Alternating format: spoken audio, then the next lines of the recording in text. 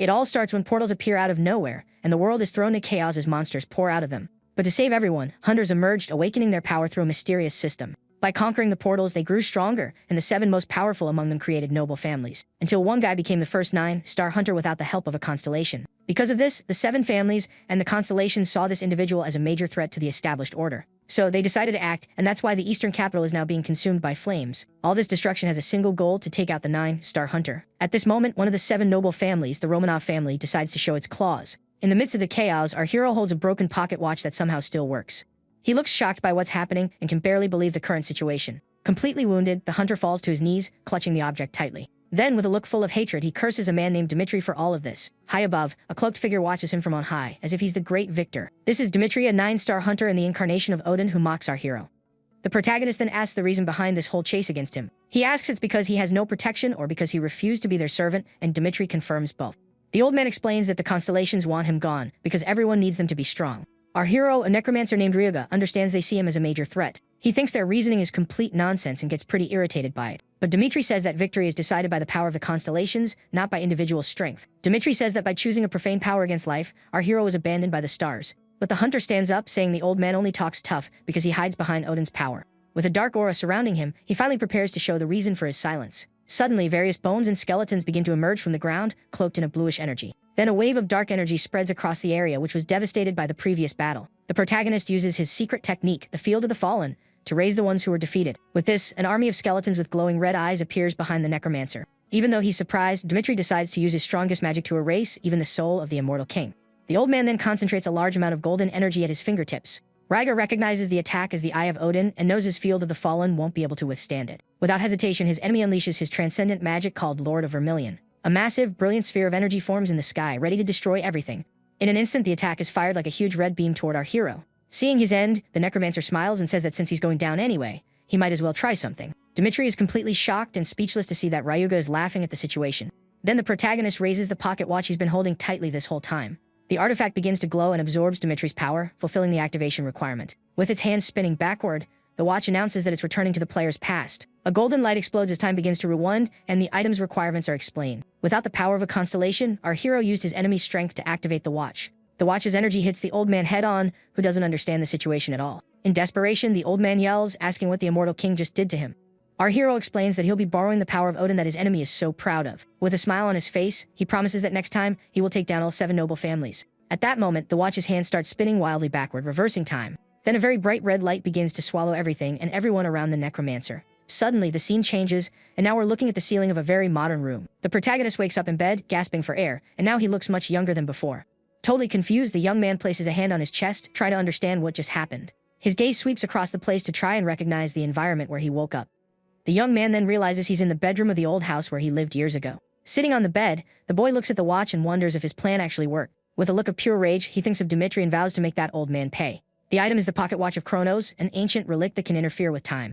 With a confident smile, the young man realizes his risky bet paid off in the end. A system window pops up, and he understands he's returned to the day it all began, 10 years ago. His status screen shows he's level 1 and has the innate trait of clear mind.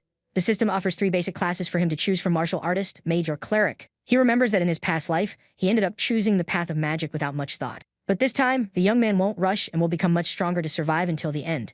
With a plan in mind, he'll use all his knowledge from his past life to get stronger. With that in mind, the young man heads to a large hunter market to buy a special item. Arriving there, a friendly saleswoman greets him with a smile, ready to help. But before she can finish speaking, our hero interrupts her and asks for a very specific ring. The woman is completely confused and caught off guard by the mysterious customer's sudden request. She then warns him that the ring is cursed, but he doesn't care and asks for the item's price. Despite the saleswoman's warnings, the young man doesn't think twice before leaving the store with the item. The store is not responsible for any loss or damage, and the woman asks if he still wants to buy it. He knows she's worried, since no one would pay $2 million for such a bad ring. The item's description says it has a mental curse that swallows anyone who dares to equip it. But our hero knows a secret no one else does, so he puts on the ring without fear. It turns out that for those who can resist the curse, the ring grants the power of a necromancer. With a wicked smile and glowing eyes, he feels the new power flowing through his entire body. Suddenly, the scenery changes, and the young man finds himself in a dark and completely distorted place. Staring into nothingness, he thinks about his own personal curse that has always haunted him. The image of Dmitri appears in his mind, and the protagonist knows that his curse is that old man. The voice of his old enemy echoes, calling him a monster who manipulates the decaying flesh of the fallen. The old man then questions if he truly believes he can win without any protection. The image of the 9-star hunter tries to grab him with its spectral, glowing hands. He warns that even by returning to the past, the outcome of the fight between them won't change. The old man's image attacks our hero with a giant golden punch to crush him for good, but a system window informs him that all mental interference has been completely blocked. With his clear mind skill activated, he gains absolute resistance, and the attack dissipates. The ring's necromancer power finally awakens, and the secret is simply to resist the curse. With that, the curse's illusion shatters, and the system congratulates him for passing the ring's test. Shrouded in a dark aura, he reaffirms his choice to become a necromancer once again. With this, the system confirms he has passed the test, and the ring evolves into an epic rarity item. Satisfied with the result, he holds the ring, which now shines with an intense purple light. Then, the class selection screen reappears, and now the necromancer option is available. Upon confirming his choice, a floating skull appears, and his mana is converted into spiritual power. As a bonus, he gets the Guide of the Fallen, which reduces the power cost for his summons. With a confident smile, the young man feels he has started his new journey on the right foot. But upon checking his status screen, he notices that for now, he only has 2 skills. He can raise the Fallen and control bones, but since his rank is low, he can't use everything. The young man understands that even with all the knowledge from his past life, he can't break the rules. He knows he can follow the system up to the 7-star rank, but the 9th level is different. Becoming a necromancer early is a good start, but he knows it's not enough for his goal.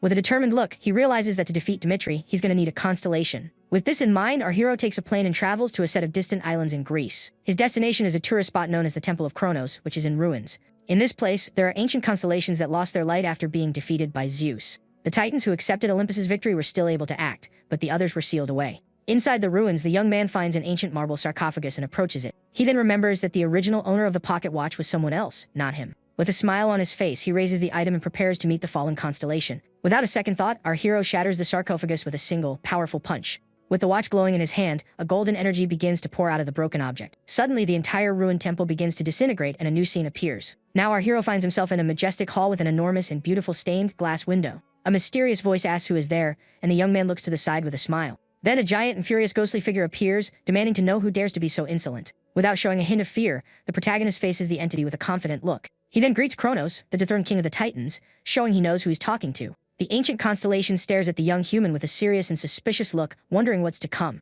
The young man holds the pocket watch, which is proof of his connection to this forgotten place. With a deep voice, the Titan asks the little one if he was the one who managed to go back in time. Swinging the watch, the boy confirms that it was him, with a very smug smile on his face. Kronos acknowledges his strength but asks why he was awakened from his slumber. The young man thinks that the Titan must still have a great desire for revenge against Olympus. With that in mind, he asks the ancient constellation directly if it doesn't want revenge. Surprised by the human's audacity, the Titan leans in and asks what he just said. The young man then makes his proposal for Kronos to become his constellation in exchange for help. Furious, the Titan threatens the protagonist for thinking a mere human can take on Olympus. Calmly, our hero continues to hold the watch, as he knows he has an ace up his sleeve. He reveals that he has already reached the 9-star level and that Zeus is also on his list of enemies. In addition, the 7 great noble families are also targets for his future revenge. He continues, saying that if he destroys the family that hosts the Olympians, they will lose their influence. The Titan finds it strange that a necromancer who has already gone back in time would still seek his protection. So he claims to be incompatible with a power that defies providence, but the young man disagrees. Kronos is not only the god of time, he is also the god of the harvest, and that changes everything. It turns out his scythe represents the harvest and demise, and both share providence. Furious, the Titan tells the insolent human not to dare link his nature with demise. With the entity's rage, the entire celestial hall begins to shake violently all around. But the young man shouts that now is not the time for this kind of silly argument. He asks if Kronos plans to live for the rest of eternity without his power and his name. The young man says that if he's fine with being weaker than the Olympians, then he can just leave. But he came believing that the ancient constellation would choose revenge above all else. Anxious, the protagonist thinks that he has no other option, and if this fails, he's in big trouble. Slowly, the Titan's expression of anger transforms into a faint, confident smile. He admits that he has never forgotten his revenge and decides to test the power behind the young man's fury. The entity considers transforming the god of the harvest into something that defies providence itself. With his hand glowing, he warns that reversing his nature will cause immense agony, but if the boy can withstand all this pain, he will become its new proxy. Without warning, a very strong golden light begins to fill the entire celestial hall.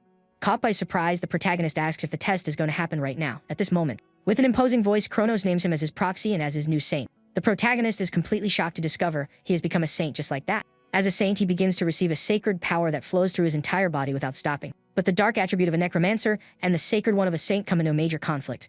He knows that if he passes out now, he will lose his only chance to have a constellation forever. Meanwhile, the fallen Titan just watches the young man struggle to endure the pain of the process. With great determination and effort, he forces himself to endure the transformation until the end. Sometime later, the scene changes and now the young man is back in Japan, walking calmly. He pulls his suitcase through the airport with a very calm and satisfied expression on his face. With a smile on his face, he seems happy to be back home after all that. Suddenly, a small version of Kronos appears and asks if the world has changed that much. The small entity floats around, commenting on how cruel and magnificent time is. The system then announces that a new star has appeared, and its name is now the Blue Giant. The The protagonist complains that for someone who can't even give a blessing, the Titan talks too much. He thinks that even without power or worshippers, the new constellation seems quite happy about this. But to regain its power, they need to build a reputation for the Titan from scratch. Even so, after an eternity, the ancient god is excited to have been resurrected. Kronos then tells his new saint to spread his name around so he can become famous. With that, the young man realizes he's in a unique situation, having suddenly become a priest. His new class is the Saint of the White Knight, which has no penalties for necromancer spells. He also gains the Life Drain skill, which absorbs the life force of his targets. A saint uses sacred power as a base, while a necromancer uses spiritual power to fight. Our hero realizes that being able to use both skills at the same time is completely overpowered. Kronos boasts about making a good choice, and the young man says it was all calculated from the beginning. Now, with his initial plan complete, he starts thinking about his next step to evolve. With a smile on his face, he decides that the gate in Furojuku is a good choice for a test. The place called the Ancient Garden seems to be the perfect spot for him to test his new powers. Then the scene takes us to the middle of a big city on a very bright and sunny day. There, in the middle of nowhere, is a portal that connects to other dimensions and can be of two types. This is a fixed type called the Ancient Garden, and its entry requirement is to be 1 star. Since it's an easy portal, it's ideal for rookie hunters to enter and gain experience. Several hunters are looking for a party, and he remembers that he never had a decent team. He observes the other hunters with a serious look, focused on his own objective there. Then a group approaches and invites him to join their team since he's alone. But the protagonist politely declines the offer, continues on his way toward the portal. The group's leader is a little surprised but understands the young man's decision and leaves him be. One of them wonders if the boy will be okay alone, as he seems to be a new hunter. But the girl on the team says not to worry, since he himself refused their help. With a smile, he knows that at this level, he's fine on his own and just wants to test his new skills. Without further delay, the young man enters the portal, and the system confirms his entry into the Ancient Garden. Inside, he finds himself in a very calm and quiet forest with dense vegetation. He knows that in this type of place, silence always means something is about to jump out of the bushes. With a confident smile and glowing eyes, he prepares for his first prey in the garden. And just like that, a small, weird monster jumps from the treetops to attack him by surprise. The creature is a simple goblin with red eyes and a dagger, charging straight at him. But our hero doesn't even move and calmly waits for the creature's attack without showing any fear. The little monster lets out a high-pitched scream as it tries to stab the hunter with its small weapon. Then the young man thanks it for coming and uses his skill to convert spiritual power. With that, he activates his life drain and starts siphoning all the poor goblin's life force. The protagonist realizes that using sacred and spiritual power is quite similar in the end. Dark hands grab the creature, which screams in pain as its energy is drained relentlessly. With a greenish aura around him, he just watches the process with a very focused look. After absorbing all its life, the goblin's body falls to the ground, and the hero's base stats increase. He is shocked to see his attributes rise when he uses this skill to defeat monsters. With this, he calculates that defeating 25 goblins this way is the same as leveling up. Beside him, the small version of Kronos appears, floating to talk with its new saint. The entity asks if he liked it, and the young man confirms that this new skill is amazing. Very proud, the Titan tells the young man to praise its greatness, and he has to admit it's true. Now with a fresh body in front of him, he prepares to use his other skills. Shrouded in a green aura, he says it's time to begin and prepares to use Necromancy. A greenish energy begins to enter the goblin's body for the resurrection process. With a sinister smile, he commands the fallen body to answer his call using his new skill. At that moment, the goblin's hand rises from the ground, covered in a greenish aura. With that, the rest of the monster's body begins to rise from the ground, ready to obey. The transformation is complete, and the goblin now has sharp claws instead of its hands. The young man looks with satisfaction at his first creation, a zombie goblin shrouded in an aura. To his surprise, the system announces that the creation is of high quality with very elevated stats. The status window shows that it has now become a 1-star undead zombie. The young man smiles because he knows that with this new zombie, he has helped to explore the garden. Now with the help of his servant, he continues to explore the forest in search of more prey. Soon after, 3 more goblins emerge from the bushes, ready to attack our hero. From atop a small hill, he and his minion watch the group of monsters approaching. Seeing the perfect opportunity, the young man decides to do a combat test and sends his servant to attack. Without hesitation, the zombie charges at the group of goblins to obey the order. It arrives with full force and lands a powerful punch right in the face of one of the goblins. But the other 2 stab it in the back, but being a zombie, it doesn't care about the wounds. The goblins continue their desperate attacks, but they can't truly harm the zombie. Ryaga scoffs at the scared goblins because a zombie can't be defeated with attacks on vital points. Taking advantage of the monster's distraction, the young man appears behind one and grabs it by the neck. He asks if he's not on the monster's radar and uses life drain to siphon its energy. The body drops lifelessly and its companion is terrified by the sight. The last goblin is paralyzed with fear as it faces the zombie slowly approaching it. Then, with a savage bite, the undead finishes off the little monster without any mercy. The young man then wonders if his skill also works on bodies that have already been defeated. With a smile, he confirms that it works and his stats rise again, making him very happy. Seeing that he can get strong quickly, he decides to pick up the pace and remembers an old saying. This saying goes that after defeating the first enemy, half the goal has already been achieved. In other words, with the first body in hand, a necromancer's job becomes much easier. The young man then activates his magic and turns all the goblins into his new minions. With this, he creates a small army of zombies with stats of almost 98%. With a satisfied smile, our hero knows that things are about to get much more fun. He sends his new army to attack and realizes that being a necromancer is the best thing in the world. The undead advance and destroy all the goblins in their path without any difficulty. Even when attacked from behind, the zombies feel nothing and continue to fight normally. One of the living goblins is shocked to see that its weapon doesn't even leave a scratch on the undead. The small creature is completely terrified and frozen by the monster that feels no pain. The minion then lunges forward and ends the goblin's life with a bite to its neck. Krotos complains that its contractor should fight with a bit more dignity in battle. But the young man tells it to get used to it, because this is how necromancers always fight. After a while, he reaches the maximum limit of 20 undead that he can control at once. Looking at his ring, he now has an army of minions ready to obey his orders. With eyes glowing in the dark, our hero's new minions are ready for battle. Then the small army of zombies charges at anyone who dares to appear. They attack a new group of goblins, who are completely terrified by the horde of undead. Suddenly, a fire arrow is shot by a mysterious archer who is hiding. The attack hits one of the goblins square on, which screams in pain as it's struck by the flaming arrow. The protagonist then realizes there's someone else nearby and stops his servants immediately. With a serious expression, he tells whoever is hiding in the forest to come out and show themselves. In response to the young man's call, someone begins to walk out from their hiding spot in the bushes. The group of hunters he saw at the entrance appears and asks who our hero is. Krotos wants to know what's happening, but the young man seems to recognize that group of people. He then identifies them as the twin shadow hunters, leaving his constellation confused.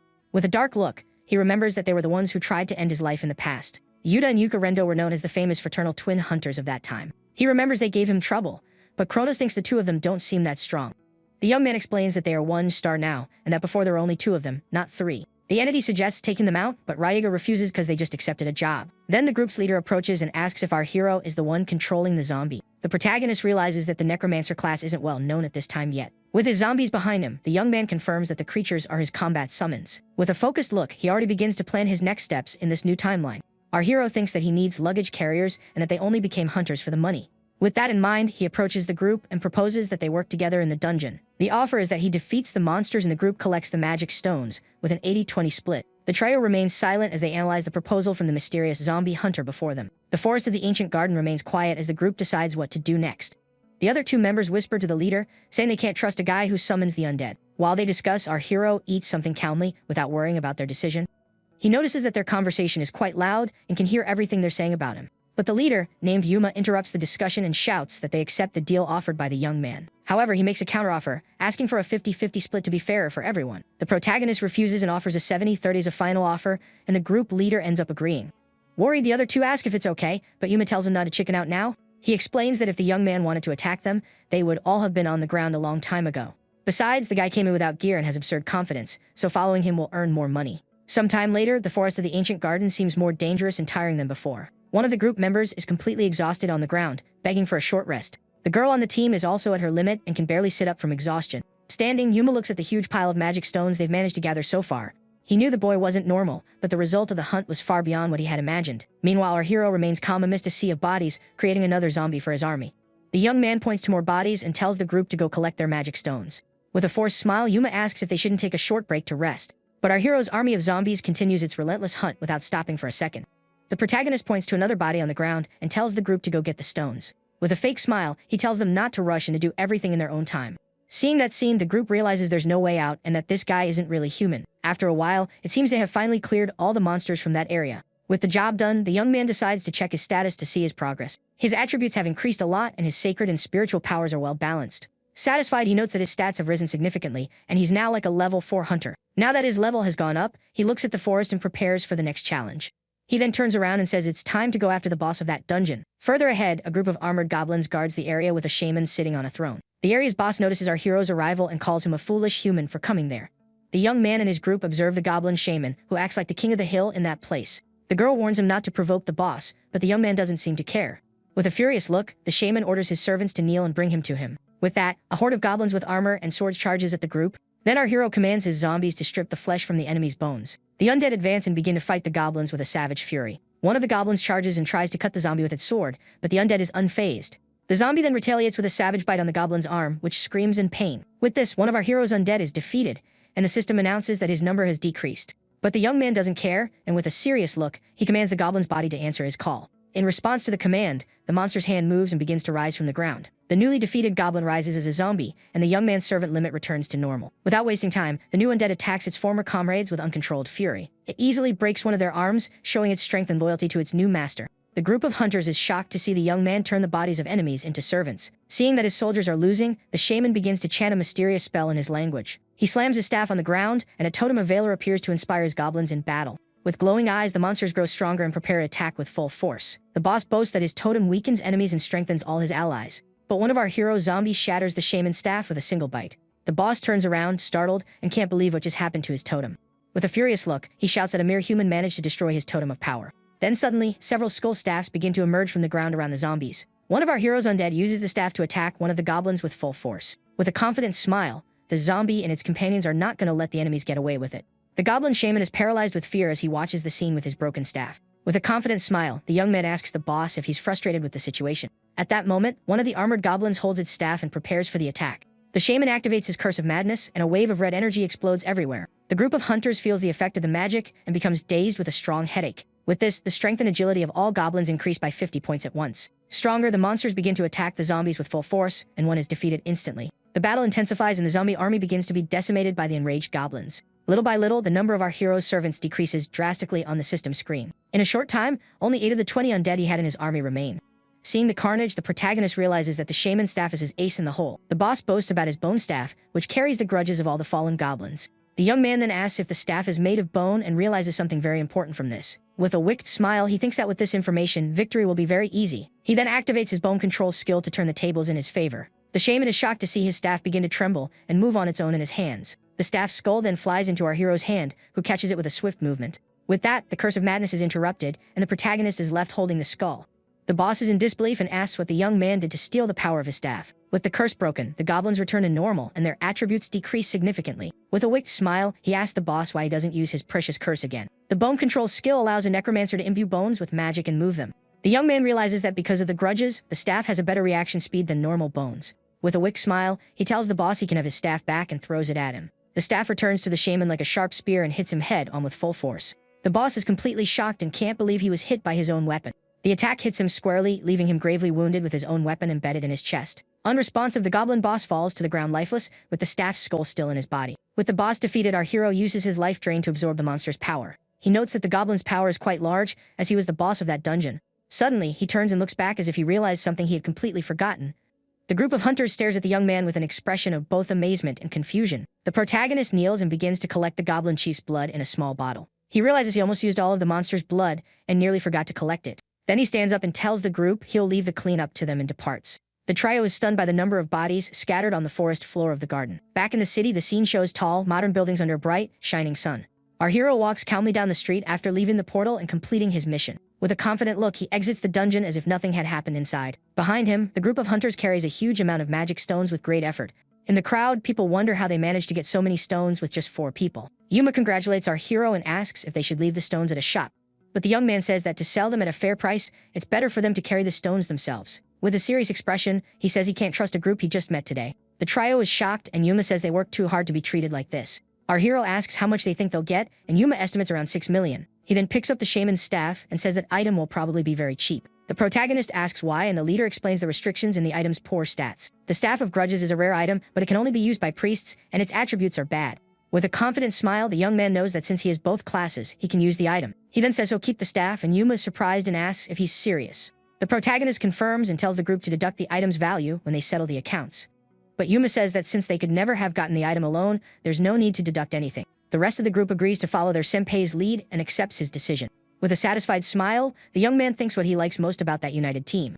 He then says goodbye and invites the group to dive into the dungeon together again tomorrow. The next day, the system confirms our hero's entry into the ancient garden once more. Beside his goblin minion, he observes the forest with a serious and focused look. With a serious expression, he seems to be planning something big for his second expedition. But Yuma appears completely exhausted and says he doesn't think he can continue today. The rest of the group is also on the ground, drained, surrounded by bodies and magic stones. He also says their bags are already full, so the group agrees to head back first. Alone with his army and his constellation, our hero continues his journey through the forest. Kronos asks why he sent the group back, and the young man asks if it was that obvious.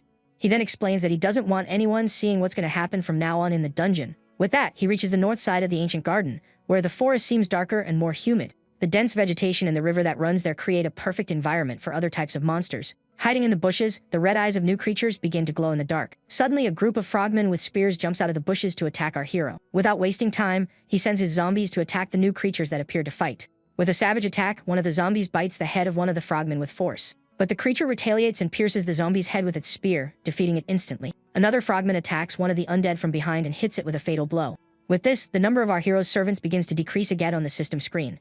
The battle continues, and the frogmen prove to be much stronger adversaries than the goblins. The protagonist realizes that the new enemies have higher stats, which is why they are tougher. He then uses his potion control skill and launches his staff like a missile. The attack hits one of the frogmen right in the chest with great force. But the creature has the ability to reduce piercing damage and survives the attack. With a vein popping on his forehead, our hero gets very irritated with the monster's resistance. So he charges forward and lands a powerful kick right in the middle of the creature to finish it off. The system announces that the staff's piercing damage has increased with the infusion of spiritual power. With a well-aimed kick, our hero finishes off the monster and shows he's not messing around. He then uses his bone control to launch spears made of bone at several frogmen. But using both skills at the same time consumes a lot of spiritual power and leaves him tired. In addition, creating new undead also uses a lot of energy, and the system warns him of this. Despite the fatigue, he stands firm and tells himself he can still handle it. Then, with a single command, he raises all the fallen frogmen as his new servants. One of the newly created undead attacks one of the enemies with a direct hit to the head. The minion drags itself on the ground to continue the battle even with its legs injured by the enemy. With this, he levels up to 6 and the system congratulates him on his achievement in the dungeon. Satisfied, he thinks that at this rate, he'll return to his former state in no time. With a vengeful look, he sends a message to the Sorcerer King and promises to get his revenge.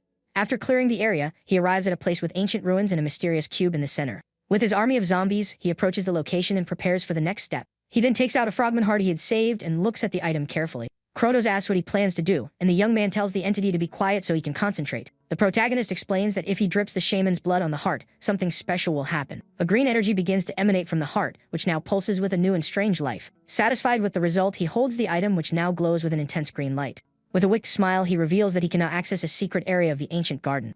With this, the system congratulates him for discovering the secret and moves him to the proving grounds. He then finds himself in a giant battle arena, and the system confirms his entry into the location. The arena floor is made of packed earth, and the stands seem very old and worn.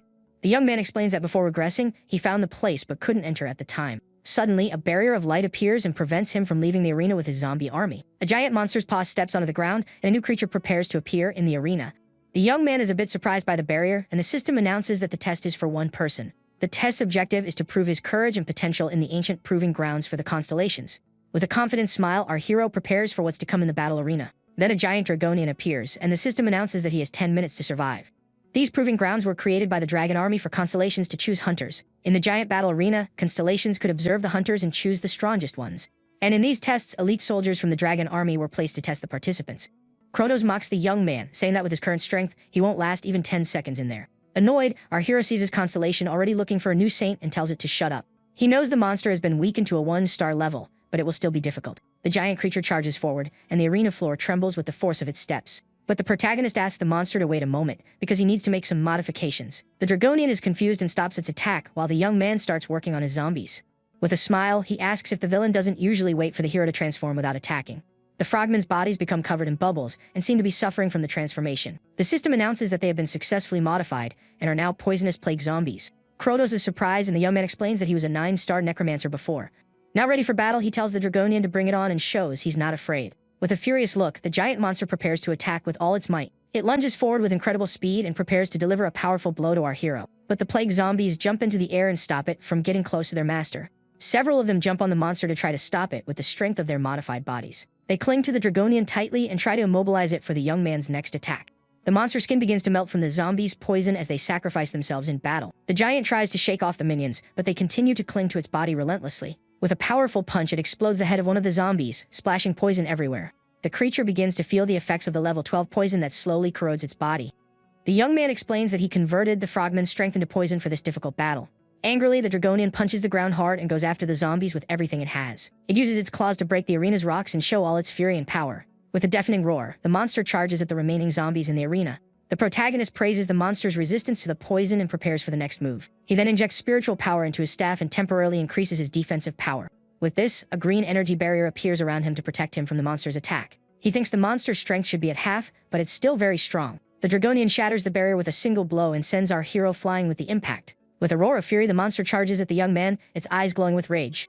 But the protagonist uses his bone control to launch his staff with all his might. The attack hits the dragonian's chest dead on, and it feels the full force of the blow. The giant creature lets out a scream of pain and agony as the staff remains embedded in its body. With the monster distracted, he orders his zombies to attack all at once without stopping. The undead jump on the dragonian and begin to attack its body with bites and scratches. Even surrounded, the giant creature continues to fight with all its might to get rid of the young man's minions. The zombies cling to the monster's body to immobilize it and give their master a chance. With a direct punch, the dragonian explodes the head of one of the zombies holding it. With fury, continues to fight against the undead that surround it from all sides. Our hero praises the monster's last stand but says that this is the end of the line for it. Exhausted and wounded, the Dragonian falls to its knees on the arena floor with no strength to continue.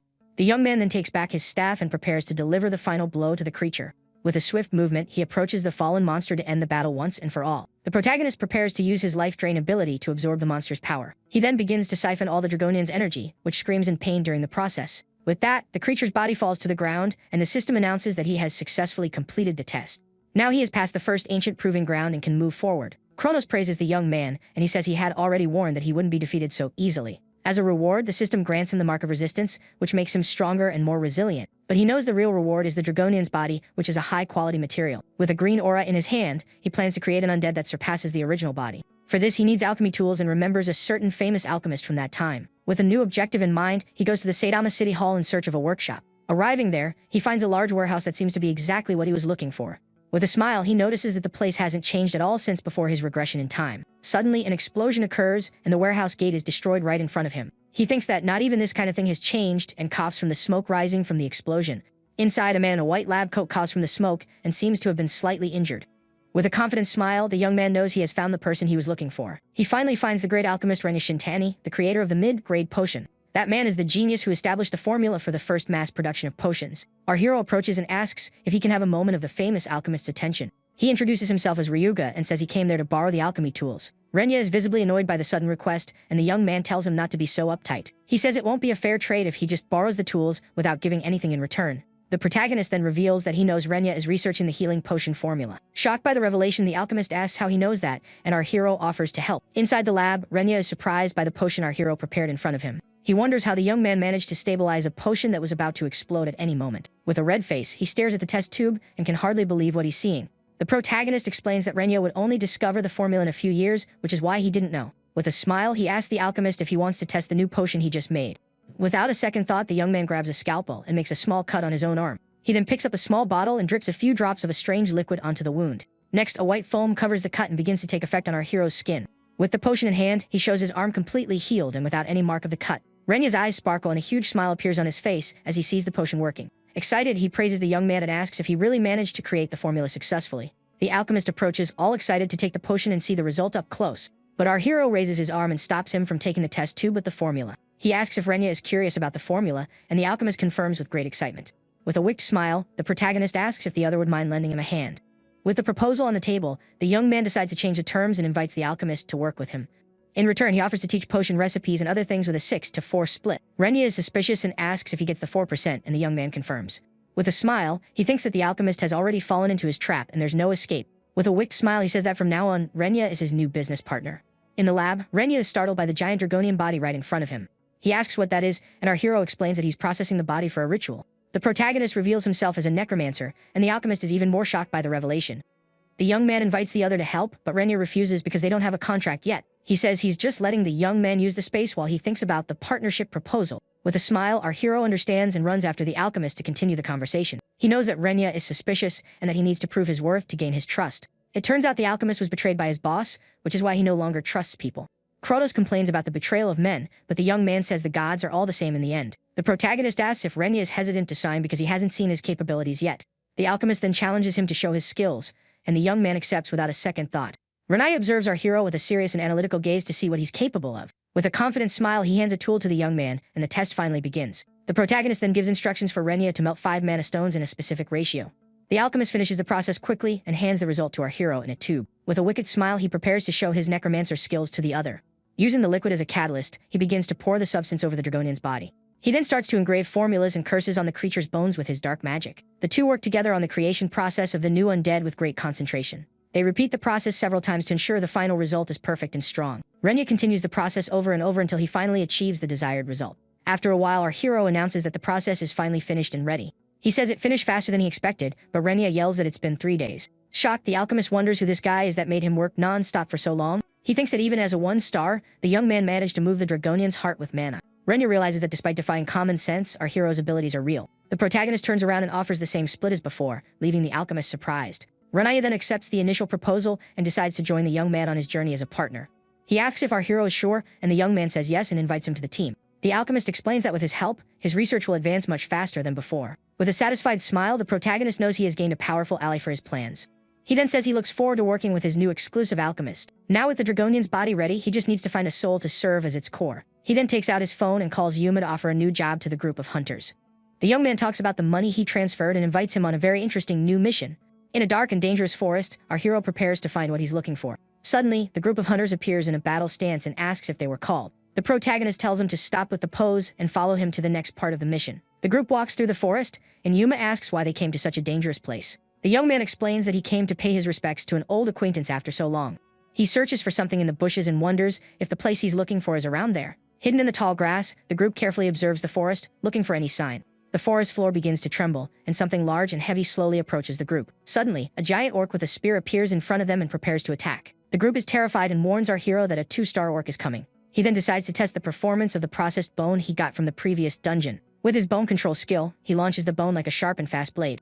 The orc faces the attack with its red eyes and prepares to retaliate with its spear. With a swift movement, it throws its spear with all its might at our hero. The weapon flies with incredible speed toward the young man, who watches everything calmly. With a smile, he notices that the orc prioritized attacking instead of defending against the bone. But he says it's a shame for the monster because now it's too late to regret it. The bone blade changes direction in mid-air and deflects the orc's spear with a direct hit. The attack then continues and hits the orc's shoulder, which screams in pain from the strong impact. The protagonist praises the monster's resistance and says he was aiming for the heart but missed. Furious, the orc rips the bone blade from its shoulder with its bare hands without hesitation. It then throws the weapon on the ground and prepares to continue the battle despite the injury. With a war cry, it charges at the young man, and the system announces that the combat continues.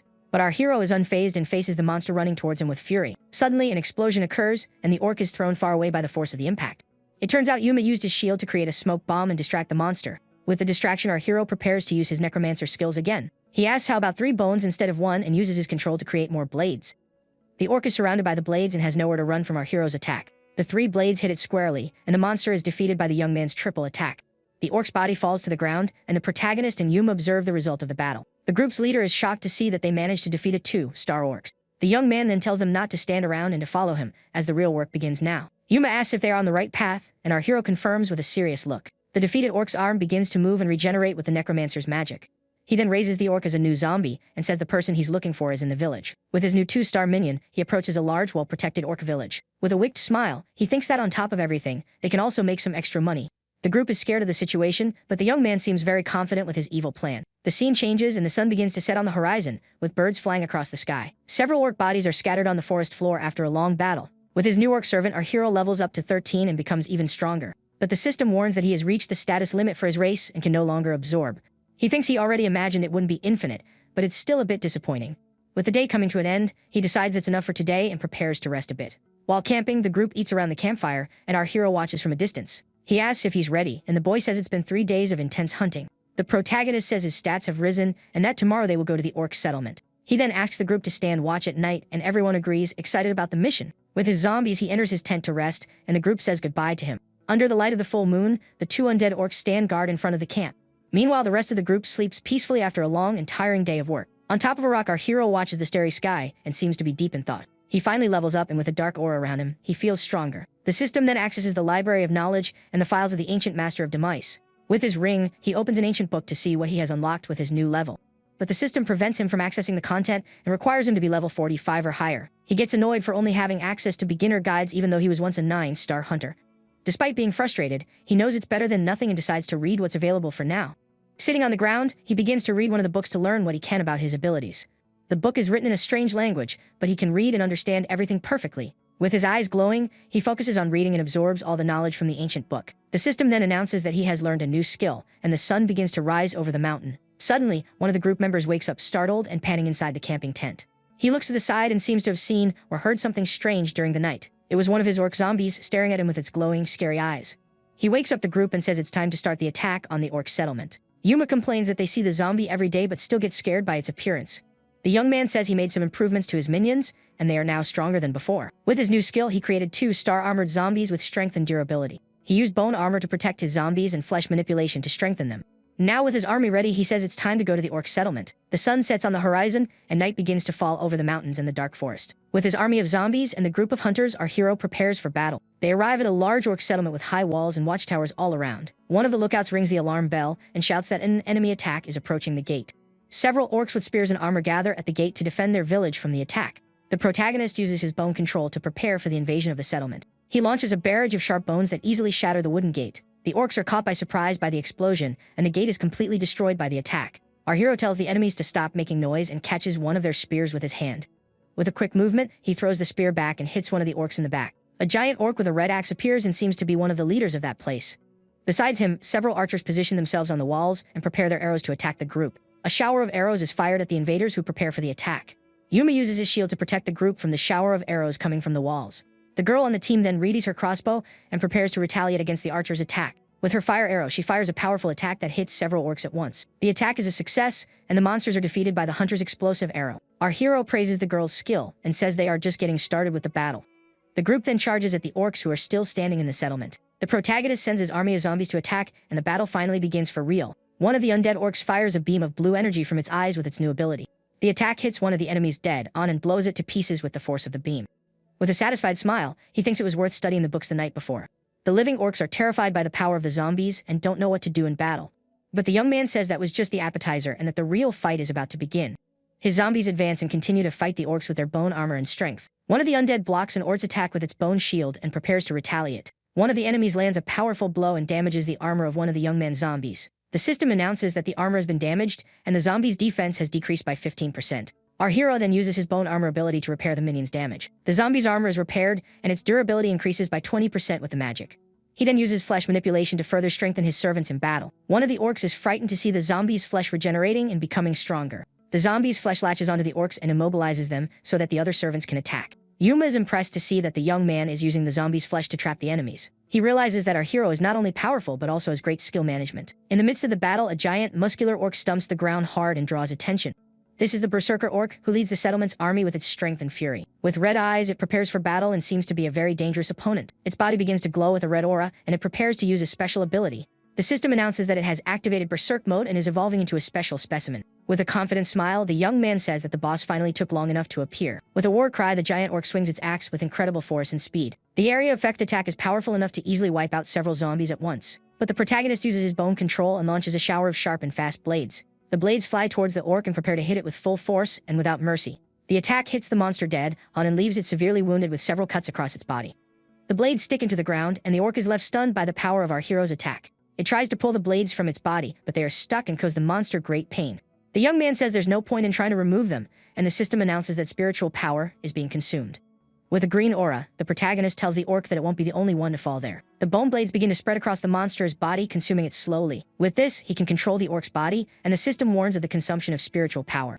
He knows that if one of the bones comes out, the orc will move, and his only chance is to pierce its heart. With his spiritual power at 68%, he uses his bone control once more. A large bone stake pierces the orc's chest, hitting it right in the heart. With the fatal blow, the giant monster falls to the ground, and the protagonist manages to win the battle. Tired and out of breath, he stands silent for a moment to catch his breath from the fight. He then uses his life drain to absorb the orc's energy and recover his power. With the ability activated, he instantly recovers 74% of his spiritual power. With a wicked smile, he feels reinvigorated and ready for the next part of his plan. Yuma sees the other orcs fleeing and starts shouting for them to run and escape that place. The monsters run desperately towards the village gate to escape the necromancer and his minions. But our hero isn't going to let them escape and uses his flesh manipulation ability. With this, the orcs' legs get tangled together and they fall to the ground, unable to flee. The monsters trip and fall over each other, forming a pile of bodies at the gate. They are trapped on the ground and can't get up to continue their escape from the settlement. Then our hero's orc zombie stands up and prepares to finish off the fallen enemies. With its axe in hand, it attacks the village chief and defeats him with a single, powerful blow. The group of hunters is shocked by the amount of magic stones they managed to get. But the young man picks up the chief axe and says that this is the real prize of the battle. The weapon is the rare blood axe, which amplifies the power of its user. With a satisfied smile, he says it was worth conquering the orc village for that item. He asks Yuma to take care of recovering the loot while he goes somewhere else. The young man thanks the group for their help and says goodbye as they clean up the area. He walks across the packed earth of the settlement in search of something very specific. Then he finds a giant ancient tree and tells himself that he has finally found it. With a serious look, he asks whoever is inside to come out so they can talk. The giant tree doesn't respond, and the young man remains silent for a moment, waiting for a reaction. With a sigh, he gets tired of waiting and prepares to take more drastic action. With fire in his eyes, he prepares to attack the tree with the bone he got from the dungeon. With a quick movement, he prepares to strike the tree with all his might. A green aura surrounds his body, and he prepares for a powerful and destructive attack. But suddenly, a black aura emerges from the tree and stops him from completing his attack instantly. A dark figure with glowing red eyes emerges from the tree and asks who the young man is. With a confident smile, our hero says he's happy to finally meet that person. He then reveals that the figure is Sora Kashiwagi, the famous magic fighter from the past. The entity asks how he knows his name, and our hero faces him with a serious look. The young man explains that Sora is the hero who stopped the monster wave 35 years ago. He also reveals that in his past life, he turned Sora into an undead to fight by his side. Sora became a legend and even got a cenotaph so that people wouldn't forget him. Sora gained fame with his unique magic fighter ability, possessing the talents of 2 classes. The entity says his passing was not in vain, and our hero agrees with a serious look. The dark entity asks what he means by that, and our hero explains the reason. He asks if Sora remembers the sub-master of the Arasiri guild named Naruto Bakugo. An entire forest catches fire, and a great battle against giant monsters begins. Amidst the chaos, a desperate man calls for reinforcements on the radio with a panicked voice. He warns that there are still civilians trapped in the southern agricultural district, surrounded by monsters. The man screams Bakugo's name on the radio and asks for help to save the trapped people. But the monsters advance, and the group of hunters tries to protect the civilians with their shields. On the other end of the line, the radio announces that reinforcements are not available and they can't help. Sora realizes they were used as bait from the beginning and that it was all a plan. He understands that while they fought in the south, the rest of the guild escaped through the north gate. Bakugo confirms that thanks to them, the main force managed to reorganize and escape without problems. Sora questions him for sending them there knowing they were civilians, betting they wouldn't abandon them. But the sub-master tells him not to be pessimistic and that it's all part of a larger plan. He boasts that with this, the Arasiri guild will become the heroes who stop the monster wave. Amidst the desperation, one of the monsters attacks, and one of the hunters is thrown away by the blow. The man falls to the ground injured, and the surrounding forest continues to burn with the fire of battle. Sora shouts for them to protect the civilians and escape that place before it's too late. With a powerful attack, he clears a path through the monsters so everyone can escape. Bakugo says that if you live, you're a hero, but if you're defeated, it's just the end of everything, and hangs up. The radio falls to the ground and shatters as Sora and his companions are left behind in the battle. The man shouts into the radio for everyone to flee as quickly as possible, as it's a direct order. Our hero reveals that Bakugo, the man who betrayed him, became a hero after his passing. With this, all records related to Sora were erased, and no one remembers him anymore. The protagonist says it's tragic that he can't even rest in peace after being betrayed. With a furious shout, the dark entity tells the young man to stop beating around the bush and get to the point. With a confident smile, he offers to help Sora so he can have his revenge. The entity stares at our hero with its red eyes and seems to consider the proposal. The young man then suggests that Sora form a contract with him and become an undead to fight. With his ring glowing in a green aura, he prepares to begin the creation process. He reveals that he has already prepared a vessel to house the soul of the former magic fighter. The dark entity remains silent for a moment and seems to analyze the young man's proposal. With its red eyes glowing, it says that in this state, it hadn't even considered revenge. But it imposes the condition that the young man can use it as he wishes, but without harming innocents. It refuses to participate in any act that could harm people who have nothing to do with it. Our hero remembers that Sora made the same condition before his regression in time. With a smile, he thinks that, as expected of a hero, his heart hasn't changed at all. He then accepts the condition and promises not to use his powers to harm innocents. With the deal sealed, the entity says that it will then become his new combat undead. With this, the system announces that he has acquired possession of the earthbound spirit named Sokyu Kashiwaji. He remembers that in his past life, he reincarnated Sora into a skeleton knight from the underworld. Kronos praises the creation and says that the new undead is a true masterpiece of necromancy. The new servant stats are very high, and it possesses Sora's magic fighter abilities. Excited, the young man points to the characteristics and says that this is something he didn't have before. The magic fighter trait allows him to use skills from both classes without penalties. He asks the new servant how it feels in its new undead dragon body. Sora says it's not as good as when he was alive, and the creation is still incomplete. The protagonist knows it's because of the curse formula he used to mimic the concept, but he thinks it's a better start than before, and that this is already more than enough. With his new servant ready, the young man tells them to go and start the next phase of the plan. But the Dragonian slaps its own head and calls him a minion with an angry expression. Our hero is confused, and the new servant shrinks in size and sulks with its arms crossed. He asks what's wrong, and the servant says it didn't like being called a minion. The protagonist suggests calling it by its real name, but Sora says he has discarded his old name. The young man finds the new servant troublesome and wonders if its personality changed with the transformation. The Dragonian asks for a name that intimidates the opponent, but our hero can't think of a good one. He suggests Fafnir, Tiamat, and Black Dragon, but the servant refuses them all for being clichés or over the top. Annoyed, the young man suggests Orochi, but the Dragonian refuses again, making him even angrier. The protagonist wonders if he should hit it, but the servant just grumbles with its arms crossed. But in the end, it accepts the first name and stretches to show it's ready for action. Tired of the argument, the young man agrees and turns to leave, calling the servant by its new name. But Fafnir yells for him to wait and complains that he's practically wearing nothing. He looks at the settlement and seems to be looking for something to cover himself and be more presentable. Then he picks up a piece of cloth from the ground and wraps it around himself to cover his lower parts. With a sigh of relief, he says he's a little better now and more comfortable to fight. Now dressed, he turns and tells the young man they can go and start the next mission.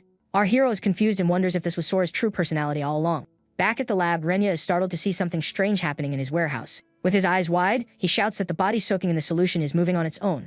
The protagonist says he obtained a suitable soul for the Dragonian's body at the border. Fafnir complains that the alchemist is scaring him and asks if he can punch him. The young man is called by his name and seems to be receiving a new mission or information. Yuma announces that they are going back to Tokyo to organize the items they collected in the dungeon. Alone, our hero prepares to use his necromancer skills on the orc's body.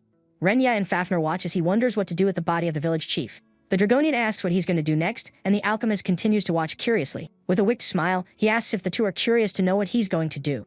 Renya vehemently denies it but remembers that last time his arm almost fell off from working so much. He tries hard not to get involved but can't suppress his scientist's curiosity. The alchemist knows that the young man always exceeds his expectations, which is why he can't resist. The protagonist uses his flesh separation skill to begin the creation process. The orc's flesh begins to separate from the skeleton and prepares for a new transformation. Kronos asks if he's going to create another undead, and the young man says fighting power is never too much. The system announced that the skeleton's completion rate is high, and its stats increase by 100%. Renya then hands over the extract he prepared for the young man to use in his new macabre creation. With the stable quality of the extract, the skeleton specializes in defense and becomes more resilient. With a satisfied smile, he thinks he can use his new creation as a bodyguard. The skeleton's legs form, and it stands up from the ground ready to receive its orders. The new undead is a 2-star skeleton guard with a bone shield and sword. The young man tells the skeleton to protect him well when he uses his life drain ability. With a nod, the servant agrees, and our hero praises its good work. Renya asks why he created a skeleton, and the young man explains the advantages of this type of minion. Unlike zombies, he can provide spiritual power to the skeleton and control it as he wishes. The alchemist is impressed that he even thought about the maintenance of the undead he created. The protagonist then says he needs to leave and asks Renya to take care of the skeleton while he's away. The alchemist asks where he's going, and our hero turns to explain the reason for his departure. He reveals that since he leveled up, the Pantheon has contacted him to receive a sacred spell. Renya is silent for a moment, shocked by the revelation he just heard from the young man. He shouts and asks what that means, and our hero just looks at him with a calm expression. With the image of a praying skeleton, he asks if Renya didn't know he was a priest. The young man says that he is actually a very devout believer, and Kronos floats beside him proudly. The alchemist freaks out and says that's impossible, even if the world turns upside down. The protagonist ignores the outburst and asks if he has finished registering the patent for the potion. Renya confirms and says the review process should start soon, and our hero praises his speed. The alchemist says the only problem is advertising, as the exhibition only happens next year.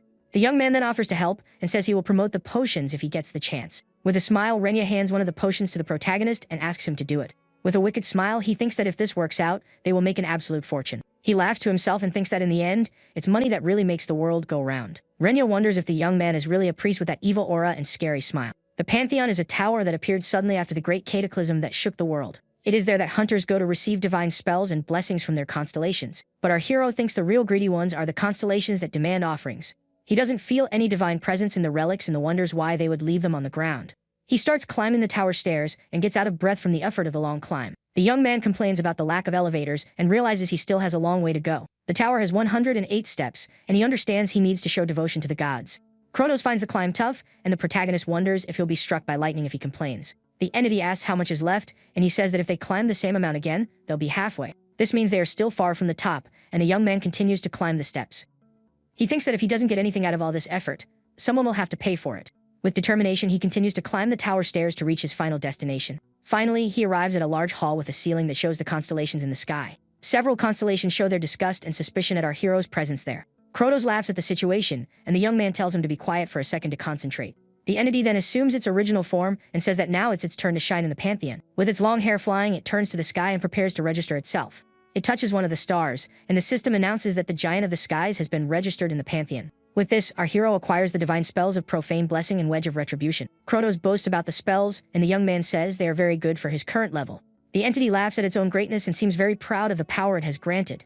But the system announces that the Giant of the Skies does not have the divinity of a constellation. In addition, to continue shining, it needs more achievements, and its light is too weak to attract followers. With a confident smile, our hero thinks that this doesn't change the fact that he has become stronger.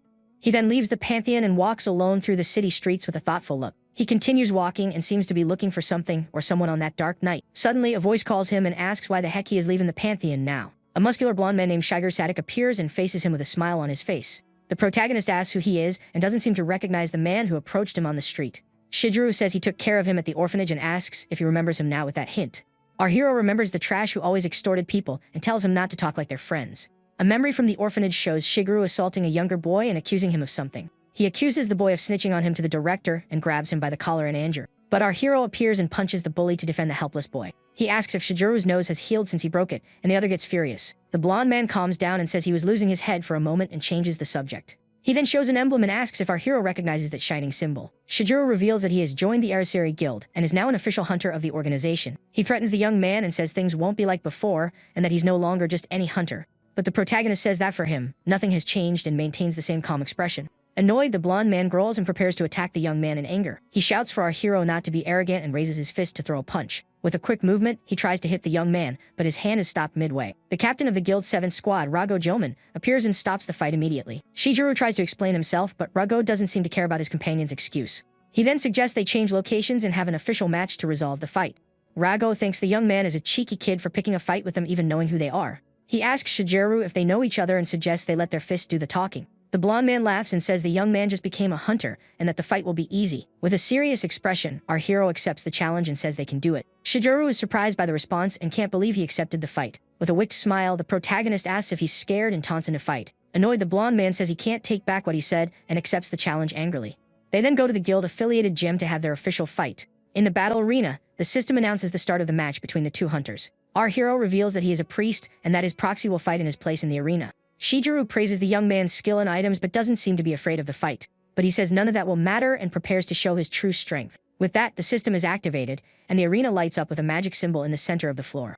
The system measures the hunter's defense and HP in the arena to ensure their safety. A barrier will be activated if there's a life-threatening danger, and the match finally begins. Shijuru taunts the young man and asks if he's so scared he's going to wet his pants.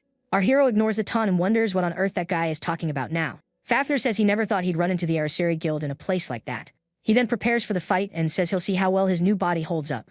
The Dragonian knows he doesn't need to hold back against a member of that guild of traitors. But the protagonist asks him not to end the fight in a single blow because he wants to test something. Fafnir says holding back is harder for him but agrees to his master's request. Furious, Shijuru charges forward and shouts that he will show our hero his place. He attacks with his spear in a quick and precise movement, but Fafnir dodges with ease. The Dragonian blocks the spear with a kick and prepares to counter the enemy's attack. Shijuru uses the third form of his spear art and Fafnir is surprised by the speed. The blonde man continues his attack and tries to hit the monster with several quick and strong blows. He then uses his second form for a concentrated and piercing attack with his spear. Our hero notices that Shijuru's reaction time is better than in training. Fafnir asks if he really thinks such a slow attack will hit him and grabs him.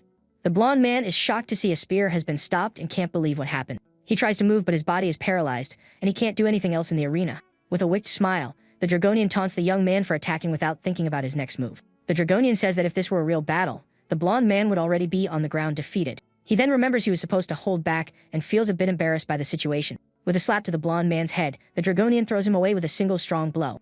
The young man flies across the arena and hits the ground hard, feeling the pain of the blow. He spits a little and is shocked by the strength of the monster that hit him without mercy.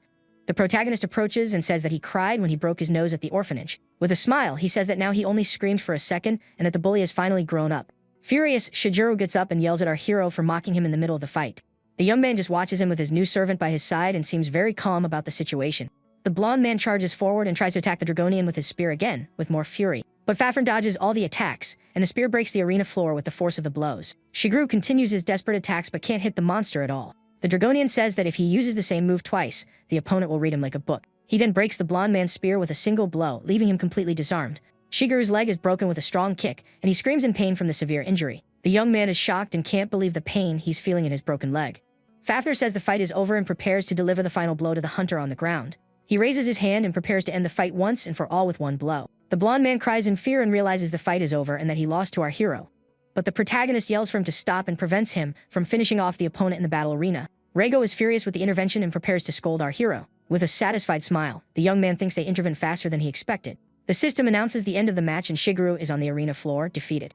Rago approaches and says he'll call a priest to heal his companion's injuries. But our hero approaches and says he can heal the blonde man himself because he's a priest. The captain says that a one-star priest can't heal broken bones and glares at him. He asks how the young man plans to heal the injury, and our hero shows his ace up his sleeve. He then takes out one of his mid-grade potions and prepares to use it on the injured hunter. Shijuru is shocked and says a potion like that costs 1 million, and our hero agrees. The blonde man shouts that he doesn't need the winner's charity and tells him to leave the battle arena. The young man says he's offering help and that he should accept, but the other continues to refuse. With a wicked smile, he pours the potion on the blonde man's broken leg, and the healing begins. The potion takes effect, and the hunter's leg begins to glow with a red healing light. Shocked, Rago sees his companion's leg heal completely, and even the bones mend. He becomes obsessed with the potion, and with a greedy look, he desires it more than anything. With a satisfied smile, the protagonist turns and prepares to leave the gym. But Rago stops him and asks where he bought those mass-produced, mid-grade potions. Our hero thinks that the captain took the bait, and now his plan is going as expected. He asks if, as a captain, Rago must be a 3-star hunter, and the other confirms. With a wicked smile, the young man challenges him to a match in exchange for the information about the potions. Rago says that wasn't enough and accepts the challenge if the young man tells the truth in the end. The protagonist says the last match was too short, and that this time he wants to go all out. The new match begins in the arena, and our hero and his servant prepare for the fight. With a somersault, Rago charges forward and prepares to attack Fafnir with his sword. He uses the fifth form of his sword art and hits the Dragonian with a sharp attack. Our hero thinks it was impressive that he reacted to the attack, but that it won't be enough. Rago continues to attack the servant with several quick blows, and the system announces continuous damage. With its defense lowered, Fafnir sticks out its tongue and seems to be feeling the pain of the blows. The captain continues to attack relentlessly and breaks the arena floor with the force of his blows. The protagonist observes the fight and thinks that everything is going exactly as he imagined. He knows that Sora's fighting style is a terrible match for a Dragonian's physique. With a satisfied smile, he reveals that this was exactly why he used the potion as bait. Fafnir says he will use the fight to get used to his new slow and heavy body in battle. The young man praises his right-hand man's attitude and prepares to help in the fight as well. With a green aura in his hand, he says he can't just stand by and watch the fight. He then uses his profane blessing to strengthen his servant and turn the tables in his favor. The system shows that the unholy blessing strengthens Fafnir and weakens his foes. The young hunter is shocked to see how the sacred spell makes his minion so powerful. Then, a green energy flows from the protagonist toward his opponent in the arena. The captain feels his body grow heavier, and a shadowy figure appears behind him. At that moment, the system announces that his stats have dropped by 10% due to the magic. This makes Rago wonder if the boy is really just a one-star hunter. Kronos asks what he thinks of the power, and the young man says it's not bad for a weak constellation. Annoyed, the entity complains, but the young man grabs him and tells him to stay quiet during the fight. With a smile on his face, he gets ready to show his next card. The system explains that the Retribution Wedge stores up the damage taken by the target. He then looks at his minion and tells him to attack with everything he's got, without holding back. With a dark aura, Fafnir says that's the best order he could ever receive. The captain strikes with several blows, and the system announces that Retribution has been acquired. He boasts that for a 3-star hunter, adapting to the stat drop is an easy task. But he's shocked to see the minion enduring it all and pushing forward even as his defense drops. Fafnir realizes he needs to fight like one of the undead, and that the damage won't stop him. So he decides to withstand the attacks to force a close quarters fight and grabs his opponent's arm. With a furious look, the Draconian prepares a powerful punch to counter the attack. The captain uses his combat art and lands a 10-hit combo on the undead minion. The force of the combo sends the protagonist's minion flying backward from the impact. Fafnir counters with a powerful punch, and the captain flies across the arena, crying out in pain. Lying on the ground, Rago complains about the damage and says there's no way that's a 1-star summon. With a serious expression, he thinks that if he takes another hit like that, he's going to lose the fight. But furious, the hunter shouts that he won't lose to some worthless 1-star. He then gets up and charges forward, thinking he still has the advantage in speed. He knows that summoners are usually weak and rushes to close the distance to the young man. The captain manages to get past the minion and is now face to face with the protagonist. With his sword, he uses the 12th form for a precise and piercing attack. But the young man watches the attack coming toward him with a very calm expression. With a slight smile, he says he figured his opponent would try something like this. He then activates the Retribution Wedge with a simple gesture of his hand. A shockwave hits the captain head-on, sending him flying with the force of the blow. The system announces that the enemy's HP has reached 0, and the match is finally over. The scene changes, and we now see a huge modern building, which is the Arageri Guild's headquarters. Inside a luxurious office, an important man seems to be receiving a report. This is Hakugo, the guild's number 2, who asks if they can mass-produce potions. With a bruised face, Rago confirms the information to his direct superior. The vice master then asks if he verified the effectiveness of the new items. The captain says they healed bone fractures instantly, and are just like the ones from the portals. With a guilty expression, he deeply apologizes to the guild's vice master. The vice master asks why the captain's defeat would tarnish the guild's reputation. The captain then explains that losing to an unknown 1-star hunter is bad for their name. With a furious look, the vice master asks if their reputation is that fragile. Startled, Rago apologizes and says he got carried away by the Arageri Guild's name. The vice master dismisses him, and with his head lowered, the captain leaves the room. He then orders the captain to be demoted and to find the source of the potions the young man used. Additionally, he watches the recording of the fight and seems to be thinking about something very important. He finds it impossible that a 1-star hunter summon could defeat a 3-star. He then remembers the young man said he was a priest and thinks he might have a divine summon. With that, he tells his assistant to investigate the young man immediately to learn more. Meanwhile, the protagonist thinks that news of the potions will soon reach the top brass. Fafnir then approaches and calls his master to talk about something that's bothering him. The Draconian holds a book and asks why he needs to read about spear handling. The young man explains that as a magic fighter, he's good in combat and wants to learn from him. The minion complains a little but seems to understand his master's reasoning. He thinks that if something goes wrong, enemies will target the weakest link to win. With that, he makes fun of his master's physique and tells him to get more protein to build some muscle. With his eyes glowing a bluish hue, the protagonist prepares something for his minion. Suddenly, the Draconian's hand starts moving on its own, and he's very surprised by it. He says he has understood the book and will teach his master, who praises his quick learning. Fafnir tosses the book to his master and says he should memorize the content too. The young man catches the book in mid-air with a very serious look on his face. The system explains that the book teaches the basic Verdian-style spear art. With the book glowing, he thinks that if he learns this, he'll be able to use the Death Spiral. The Death Spiral was created by a spear saint and would take years to perfect.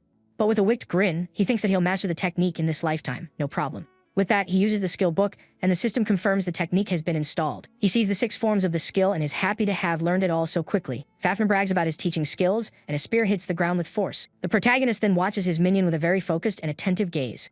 The Draconian leaps and says that martial arts are learned with your own body, through practice.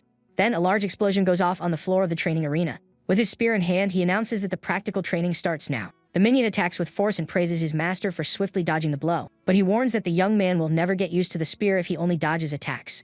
Lying on the floor, the young man says his minion is asking too much of a beginner with a spear. He then asks if Fafnir is holding a grudge, and the other denies it, saying it's just tough love. The Draconian explains that this is real combat training and that enemies don't hold back. With that, he moves into attack again and tells them to continue the training. The protagonist gets ready with his spear and accepts the challenge with a confident look.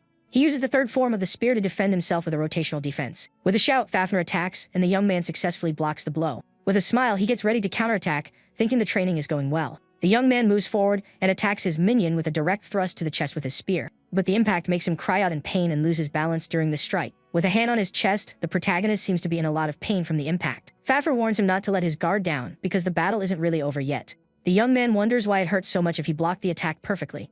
His minion explains that he needs to defend against the second hit for the block to be complete. Annoyed, he argues with Fafnir, who reveals he adjusted his strength to his master's level. With a determined look, the young man says he's now going to fight with everything he's got. He then activates Life Drain to strengthen his body with the absorbed energy. With his body empowered, he uses the fourth form of the spear to attack with the shaft. The minion defends against the blow, and the arena shakes with the force of their weapons clashing. The young man thinks he managed to defend himself and that now is the time for his counterattack. But Fafnir attacks him by surprise with a blow that leaves him completely shocked. Lying on the ground, the protagonist is confused about what just happened in the training session. The Draconian explains that he failed to block the first strike properly, which is why he fell. With his minion's help, he gets up and realizes he's right and that he needs to improve. With his eyes glowing, Fafnir attacks him again and tells him to get it right this time. With a furious expression, the protagonist yells as he continues the intense training. The two charge at each other in a fierce and relentless exchange of blows. The scene then shifts to a bustling street at night, with many buildings and lights. In a restaurant, pieces of meat are being grilled on a hot, steaming plate. Yuma asks what happened to the young man's face, which looks pretty banged up. With his face all bruised and a bump on his head, the protagonist looks very tired. He says a lot of things happened, and the other seems to understand the situation. The young man thinks that fighting until the end without passing out was pretty impressive. Fafnir says that training his master is fun and that he might have gotten a little carried away. He then tells his master to let him know if he wants to give up, but he says he won't. The young man thinks he could improve his physical abilities, but it would be a waste. With a piece of meat on his chopsticks, he thinks he can't rely solely on enhancements. With a wicked smile, he knows he can become stronger than he was before the regression. Yuma is startled by his friend's expression and says he's starting to creep him out.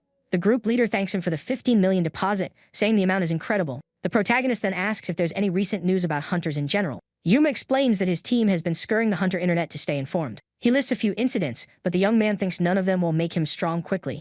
With his bruised face, he laments that there aren't any minor incidents to take advantage of. Yuma then remembers the forgotten temple portal in Wakayama and mentions it to his friend. The protagonist is surprised and asks if the temple portal hasn't been cleared yet. Yuma explains that the Horizon Guild can't clear it and a breach is imminent. In static portals, you just have to eliminate the monsters that appear from time to time. As for fluid portals, a rupture occurs when the mana density reaches 100%. The group leader says that since the portal is in critical condition, the restrictions have been lifted. He also reveals that the Phoenix and Daybreak guilds are interested in the portal. The young man remembers that before his regression, the Phoenix guild got an epic item there. With a confident smile, he thinks that the uncleared portal is a great opportunity. Yuma notices his friend's expression and thinks he's planning something again. The young man then asks the group leader to tell the others to meet up the next day. The scene changes to the Forgotten Temple, where two large dragons guard the portal. The system displays the portal's information, which is a fluid type and large in size. At the site, several hunters have set up camp and are preparing to enter the portal. One of the group members comments on the large number of hunters gathered there. Yuma asks if they should set up camp, but the protagonist dismisses the idea. The girl in the group is concerned since they only brought rations for a 5-day expedition. With a confident look, the young man says he'll finish everything in 5 days, no problem. One of the group members points at someone and gets his companion's attention. A hunter with black hair and armor walks through the camp with a serious look. The protagonist recognizes her and remembers that she found the method to clear the portal. He remembers she was a genius but lost everything in a tragic accident in the portal. Yuma then calls the group leader's attention to another person who has arrived. With a surprised expression, he points to Gouda from the Daybreak Guild, who is also there. The protagonist recognizes him as Gouda Gaishin, the future Iron Fist and a powerhouse in Japan. With a serious look, the young man realizes that all the future celebrities are gathered in one place. One of the group members gets worried and asks if they can clear the portal before the others. The protagonist tells them not to worry and that they'll do things their own way. With a confident smile, he thinks about the dragon scale armor and says he's going to claim it. He then starts walking toward the portal, and his group runs after him, telling him to wait. The system announces they have entered the Forgotten Temple, and the group looks at the ruins. With his ring glowing a greenish hue, the young man summons his powerful minion. Soon, Fafnir appears beside his master with his imposing draconic presence. The minion comments his master turned the spirits into undead to subdue them. The girl in the group says they were weak and asks if the leader plans to turn them too. With a dark look, he replies that he doesn't turn just anyone into an undead. He then insults them, saying they're weak and that becoming zombies would be their best hope. The protagonist then tells them to stop worrying about unimportant things. Suddenly, the ground starts to shake, and the temple's enormous pillars move violently. One of the stone columns collapses from the shaking and nearly hits the group. Startled, everyone looks around, and Fafnir asks if the change in terrain is a good thing. The girl in the group explains that the requirement is for 2 stars, but the difficulty is 3 star. That's because once a day, the dungeon structure and monsters change completely. The young man realizes the portal's characteristics are the same as before his regression. With that, he puts Fafnir in the vanguard and uses Unholy Blessing and Retribution Wedge. The minion says protecting his master is his duty, and the young man tells him to prove it's not just talk. With everything ready, the group starts to advance through the temple's ancient ruins. The Draconian stops suddenly and warns that there's something just ahead of them. A strange monster with a scary mask and horns emerges from the shadows. Yuma then recognizes the creature and says they are the dreaded fallen cultists. Without wasting a moment, the cultist charges forward with its claws ready to strike the group. But the Draconian minion steps in front and easily intercepts the creature's attack. Yuma warns that the cultists are strong enemies and offers to help in the fight. Ignoring the warning, the minion simply grabs the monster's neck with one hand. With his absurd strength, he lifts the creature into the air with no apparent difficulty. Next, he lands a powerful punch that completely demolishes the enemy. With his mouth wide open, Yuma is completely shocked by the scene he just witnessed. The minion turns around with a bored expression and says that was way too easy. The young man scolds him, telling him not to crush their heads so he can revive them. Further ahead, they find a defeated group of hunters and more cultists waiting. With his arms crossed, the Draconian comments that the enemies just keep coming. With his eyes glowing blue, he says he's joining the fight this time. The system shows the effects of the Staff of Grudges, reducing mana consumption by 12%. With that, he uses bone control and spikes shoot out of the ground, hitting the cultists.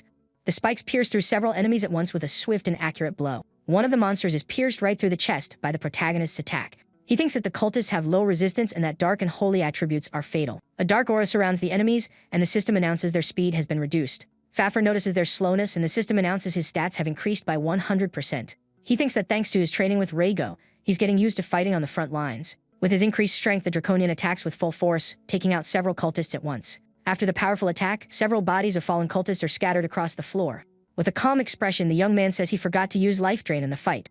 The minion says he wouldn't have been able to use the skill without his help, and the master is surprised. With a smug look, Fafnir asks if he's not going to get a thank you for his help. Annoyed, the young man thinks to himself that he misses the quiet Kashiwagi from before his regression. The system then announces he has leveled up to level 20 and learned new things. He learns Dark Sage and Dark Dominion, which reduces the mana cost of undead. The young man thinks these are the perfect skills for the 5-day battle in the temple. With that, he uses his new powers on the fallen cultists and commands them to answer his call. They rise as armored zombies, and the system announces that their stats have increased by 100%. Yuma asks if the cultists will be stronger zombies, but the leader says the spells matter more. With a confused look, his companion doesn't understand what his friend meant by that. The young man explains that it means there isn't a big difference in their stats. With that, he tells them to pick up the pace because the temple is much deeper than it looks. The group then continues to advance through the temple's dark and ancient corridors. Fafnir remains in the vanguard, taking on all the cultists that appear in their path. Yuma also helps in the fight, using his shield to protect himself from enemy attacks. The girl in the group unleashes a powerful light attack against the hordes of monsters. The protagonist's zombie army also advances, relentlessly attacking the cultists. With an annoyed expression, the young man complains that the enemies just never end. Yuma warns that the structure is changing and they need to get to the room quickly. But the protagonist tells everyone to wait and seems to remember something very important. He then recalls an interview with Asaka, the first person to clear the Forgotten Temple. The interviewer asks if she can share her method for clearing the portal. The hunter explains that to reach the temple's boss, a special method is needed. She reveals that there are 3 types of monsters, and they drop 3 types of tokens. She then says that by collecting 49 tokens and placing them on a specific pillar, he recognizes the eye pattern and thinks he already knows what's going to happen next.